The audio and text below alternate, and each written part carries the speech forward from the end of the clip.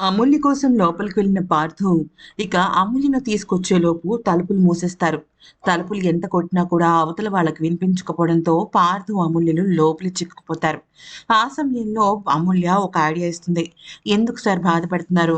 ఆ పూజారి గారికి ఫోన్ చేసి తలుపులు తీయమని చెప్పండి అని చెప్తుంది. కానీ అక్కడ ధనుష్‌ని కొట్టే ప్రయత్నంలో తన ఫోన్‌ని ఎక్కడో పారేసుకుంటాడు పార్థు. ఇక ఆ తర్వాత వాళ్ళ కుటుంబ సభ్యులందరూ కూడా ఇంకా రాలేదేంటని బాధపడుతూ ఉంటారే కానీ, ఆ తర్వాత మళ్ళీ పార్థు, అమూల్యలు కలిసే ఉన్నారు కాబట్టి కంగారు పడాల్సిన విషయం లేదని అనుకుంటారు. మరొక వైపు పార్థు ఏమో అమూల్యని తిడతాడు. ఎందుకనంటే నీ వల్లే ఈ గుడిలో ఉండిపోవాల్సి వచ్చింది అని. ఇక ఆ తర్వాత కొద్దిసేపు వాళ్ళ మధ్య ఒక డిస్కషన్ జరుగుతుంది. ఆ తర్వాత వాళ్ళిద్దరూ కూడా గుడిలోనే కాలం గడిపేస్తారు. ఇంకేం చేస్తారు అంతకన్నా. తలుపులు బద్దలు కొట్టలేరు. అలా అని ఫోన్ లేదు. ఏమీ చేయలేరు. అమూల్య ఫోన్‌లో ఏమవుతుంది అంటే ఛార్జింగ్ అయిపోయిందని చెప్పేసి వాళ్ళ అమ్మమ్మ వాళ్ళకిచ్చి పంపించేస్తుంది. ఎటు పార్థు ఉన్నాడు కదా అని చెప్పేసి.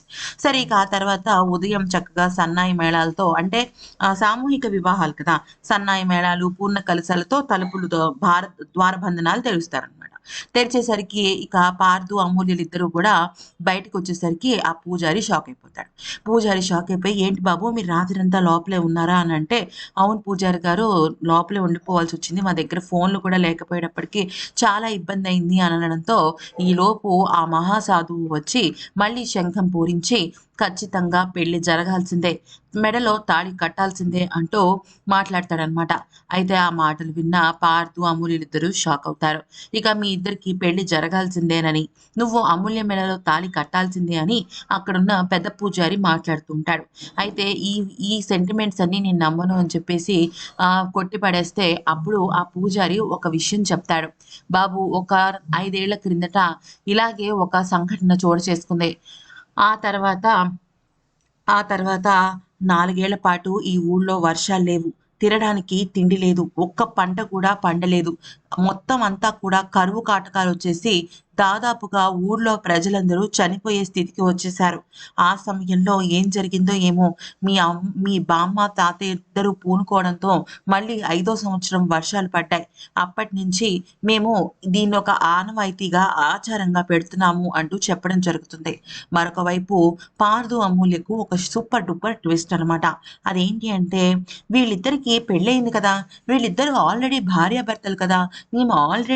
మేము టీవీలో వీళ్ళని చూసాము అని అడిగితే, అప్పుడు పెద్ద పూజారి పార్దుని ప్రశ్నిస్తే, అప్పటికప్పుడు ఆ ఒక గండం నుంచి తప్పించుకోవడానికి, అవును మేమిద్దరం భార్యాభర్తలమే అని చెప్పేసి మాట్లాడతాడు. అప్పుడు ఆ పూజారి భార్యాభర్తలైతే మెడలో తాళేది? అలాగే కాళ్ళకి మెట్టెలేవి అని ప్రశ్నిస్తాడు. దానికి పార్థు, అమూల్య దగ్గర సమాధానం ఉండదు.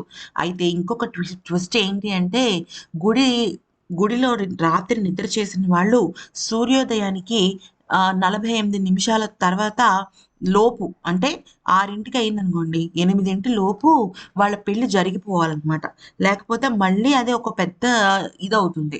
సో, ఇప్పుడు పార్థు, అమూల్యల పెళ్లి వాళ్ళ కుటుంబ సభ్యులు లేకుండానే జరిగిపోతుందా అంటే, అవుననే తెలుస్తుంది. మరి దీనికి అమూల్య ఏమంటుంది? పారుది ఏమంటుందో చూడాలి.